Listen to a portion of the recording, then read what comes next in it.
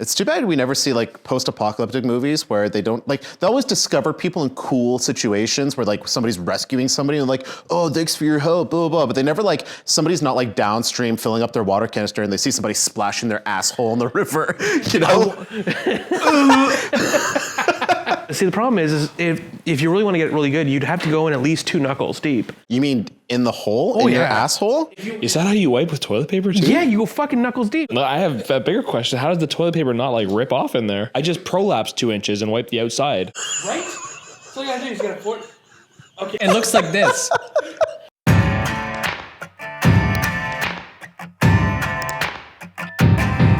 Oh my God. Hey. Mission succeeded. Oh man, what the fuck, Norm? What fucking movie are we talking about again? Pet Sematary. The ground's sour. It's sour. The skin of a man is harder. It's rockier. No, stonier is what he says. Welcome back to I'll See Myself Out. My name is Dan Licho. I'm Ryan Patel. I'm Terry. And I'm Norm. Consider these your only warnings. There will be foul language. We're gonna spoil your night. Oh, there will be spoilers. We will also spoil your night. And there will be foul language. Today we're talking about the critically acclaimed movie Pet Sematary. All you need is one single critic to acclaim it. And Norm is technically a critic at this point. It's true, we're critics. And are you claiming this movie? I am not. Today we're talking about everything wrong with Pet Sematary, the 1989 rendition. Let's start with Jud. Jud was a lot of the things that were wrong with this movie. I feel like Jud would have been friends with Woody Harrelson. Don't you besmirch the name of Woody Harrelson, you sick son of a bitch. I take it back. Jud is definitely the weirdest fucking thing about this movie. I came really close to quitting about halfway through this movie, and I'll talk about the part that really brought me back in toward the end. I think at the start, the only thing that kept me interesting was how fucking bizarre the old man Jud was as a character. Not only did he sound like a 1930s car salesman / possible rum-running gangster from fucking New York, all of his dialogue, it was like he was speaking around himself in conversations and answering his own questions and blowing his own points off. I mean, the things that he would say when being asked completely reasonable questions. At one point when, during the film, when he's first leading him up to the burial ground, for some reason he's like, why are we going so far? Why are we doing this? He's like, a man has his reasons. What the fuck? He gets to the top of the mountain and he's like, now let me show you how to use a real dead cat. When they're coming back from burying the cat, and it's the middle of the night, and he's like, we're not gonna tell anybody about this, are we? I'm definitely not gonna tell my kids and my wife about like the crazy cat resurrection ritual that I just went through in the middle of the night. Why did they do this for a cat of all things? How afraid of his daughter is this guy? So when they get back and he says, we're not gonna tell you what we did, right? He's like, what did we do tonight? Is that your leading question? He like had to dig through the stone earth to bury the cat, and every other body he brought up there, he just put under some rocks. Oh my God.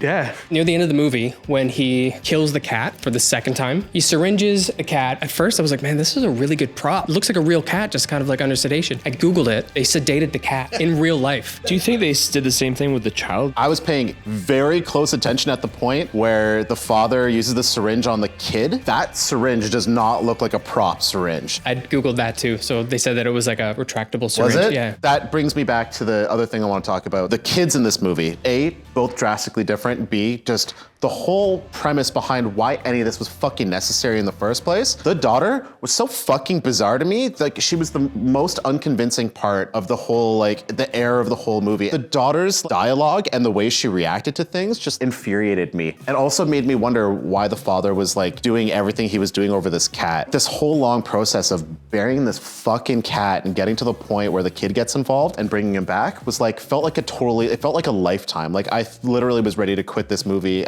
right before it got really good. He literally traveled like 5 hours into the woods, because it went from day to fucking night, to resurrect this cat. He falls down an on-land beaver dam next to a pet cemetery. I don't know how the fuck that got there. How many warnings do you have to get from a dead patient before you're like, maybe there's like a little something to this? He looked like a bad Picasso painting. When they first show him get like brutalized, I actually gagged. Oh, those props got you? The son gets hit by that truck. So first, let's just talk about how fucking fast that truck was moving. Right before he hits the kid, he punches it up to the next gear and he's like, I don't care that I'm in the middle of the country. He's just going for it, right? I have not seen kids get hit by trucks, but I'm pretty sure that kid would be like a watermelon. They made it seem like the only thing that was left of him was his shoe, but then later on when the father goes to dig him up to resurrect him, I thought the father was just gonna pick up like a scoop of goop and just carry him off into the woods. That was like one of the special effects things that kind of got me early on, is like, this is gonna continue to be bad or get worse. Mine was the massive, whether you could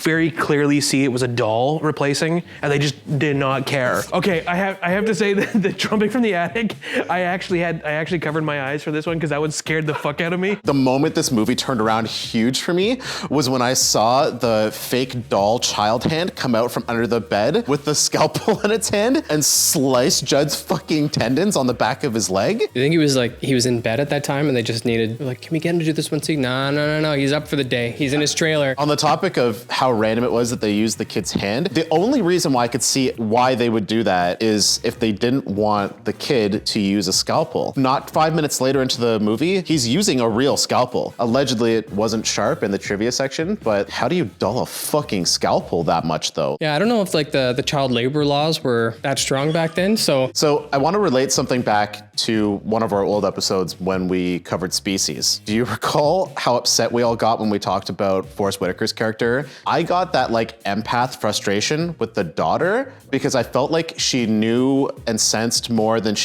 her character was supposed to, or that she seemed clued into things that didn't make sense and didn't read on screen. The biggest thing that bothered me about this entire movie that I actually watched was that the kid went from, first of all, the parents turning their head going, yeah, that's a, and leaving the kid to play with a kite. Two, that the kid managed to get 20 feet away in seconds. We've established your estimation of distances is not great. Oh no, yeah. But it was definitely more than 20 feet. 5 miles away from the home when this happened, Terry. Anyway, far enough away that was inhumanly possible for this toddler to get. You being a parent, are you gonna let your kid get that far away from you on a street that you know has been moking animals? It really depends on the day. Every single parent that is watching this will relate to what I just said. I think one of the most vindicating parts of the film, though, is at the funeral when his father-in-law, who for whatever reason didn't like him to begin with, just hauls off on him and just starts knocking him out. He's like, "You're a killer of children," and you're like, "Yeah, you're a bad parent, but also like maybe not totally justified." I don't know. It's hard to land in who's more at fault, and I don't want to be a victim blamer here, but the parents are to blame on this one. Also, the truck driver who was driving really fast on a backcountry road. Every single truck that went down ripped through. Except for the one that picked the mother up. The one truck that wasn't going Mach 100. Is if you notice that they brought the cat back, and it was like October or November, because they're hanging a turkey. All of a sudden, everything's all hunky-dory until all of a sudden they're out in what looks like the summertime, and then he gets moked by the truck. No aging at all, no transition, no nothing. They're also near a lake. If you have a road that is that fucking dangerous, why are you against the road? Go down to the lake and enjoy the water. My God, yeah, the shot of that fucking lake, the company that was supplying all the trucks, it seemed like that company was going to be significant somehow. Like, is that a major staple company in Stephen King's work? I thought they were going to tie the passage of the trucks and how they were ripping through that little area. I thought they were going to relate it to the Pet Sematary itself. Like, everybody knew that this place was evil and they were just tearing through. Like, the longer the truck's there, the more likely something bad will happen to the truck. So they use their speed just to get through it. They never talked about that being the reason. The other thing I wanted to talk about was I touched on how the father just wasn't picking up on any of the warnings that he was getting. So he brought the cat back, realized that something was fucking off. Then his kid dies, brought him back, and he brought back a little demon. And then his wife dies at the end. He's like, you know what? Third time's a charm. I heard it too, Ryan. A demon? Yeah, demoned. Demoned. There always comes a certain point when we're shooting these where we lose control of our mouths and can't pronounce a fucking thing. Demon.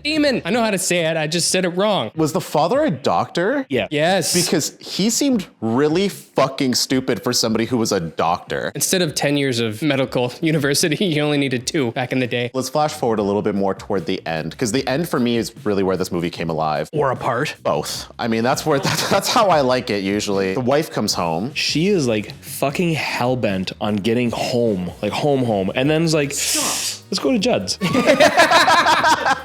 I gotta admit it was fucking so weird. I think the thing that caught me off guard was as soon as the kid started getting violent, I couldn't tell if it was supposed to be funny or not, and that's when the movie really took off for me. He turned into a Chucky doll. It felt like a very unnecessary side plot too with Rachel's sister, I guess. I'm gonna get you, Rachel. That creeped me out too. I agree with you. That was like a weird side plot, during the movie that I didn't really understand the significance of, because like none of the characters needed motivation. Like what was this supposed to serve? What was this supposed to create in her? Like some sort of fear? So Stephen King, what I see in a lot of his movies is that he's got this desire to show off something about an inner demon. It's just kind of a staple. That sister with a twisted up spine, I think it was satisfying an inner need for him by adding that to the storyline. Twisted sister. You're the fucking worst. We'd like to thank Brock Street Espresso for having us. I love how he segues from a point like this all the time to thanking the sponsors. It's like the Oscar music during his speech. We'd also like to thank Brock Street Espresso for having us yet again. Week after week, they give us a roof over our head and some four walls and coffee to keep us going. If you haven't had them before, they're located in Whitby, Ontario. Get there and get some. Is that their unofficial slogan? I thought their unofficial slogan was drink our coffee and poop in our bathroom. Or at least that's how I've been treating it so far. We're not going to allow to stay here much longer. I want to thank Man Antler for sponsoring this podcast. They're located in Bowmanville, Ontario. This is Seacrest signing off. I give this movie 3 out of a possible 10 doll hands. I give this 4 out of a possible 8 gaps between Jud's teeth. I'll give this 6 out of 10 Mack trucks hitting shoes. I'm going to give this movie 3 out of 10 buried family members. Yeah, I'll see myself out. It's nap time.